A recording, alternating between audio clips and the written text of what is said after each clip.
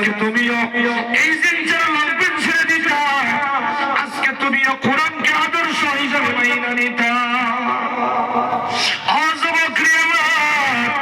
আজকে কোরআন মানার খাতিরে হযরতে ওমর আল ফারুক রাদিয়াল্লাহু তাআলা আনহু, হযরত ওমর ফারুক রাদিয়াল্লাহু তাআলা আনহু এই কোরআন মানার খাতিরে যেই ওমর একজন রাখাল ছিল, যেই ওমর ছাগলের রশি, বেড়া বকরির রশি মাথার নিচে দিয়ে শুয়ে থাকতো, এই কোরআনকে মানার কারণে, নবীকে মানার কারণে সেই ওমর অর্ধেক পৃথিবীর খলিফা হয়ে গেছিল। সুবহানাল্লাহ বললেন না কেন? আরে ভাই বেশ বন্ধ করছে, ইকো ঠিক করে, ইকো ইকো। আমার ভাইরা, আমার বন্ধুরা, তো আমি অনুরোধ করব, যেহেতু সময় কম, লম্বা করে আলোচনা করা যাবে না।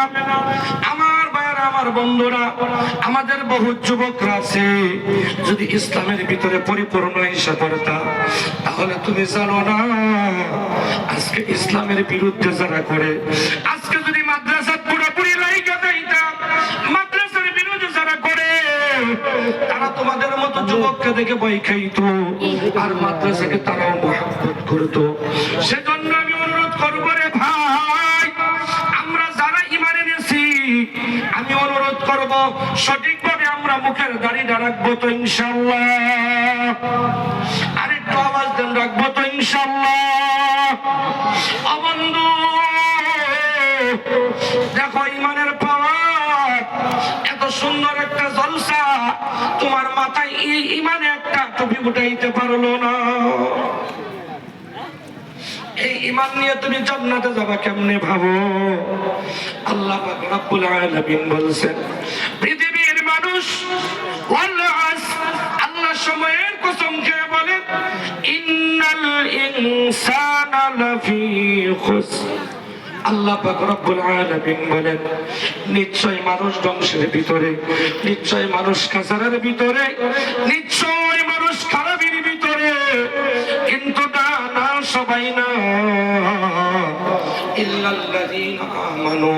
আল্লাহ বলেন সবাই না, যারা আল্লাহকে পূর্ণাঙ্গভাবে বিশ্বাস করেছে, তারা কখনো ধ্বংসের ভিতরে না, তারা কখনো খারাপের ভিতরে না।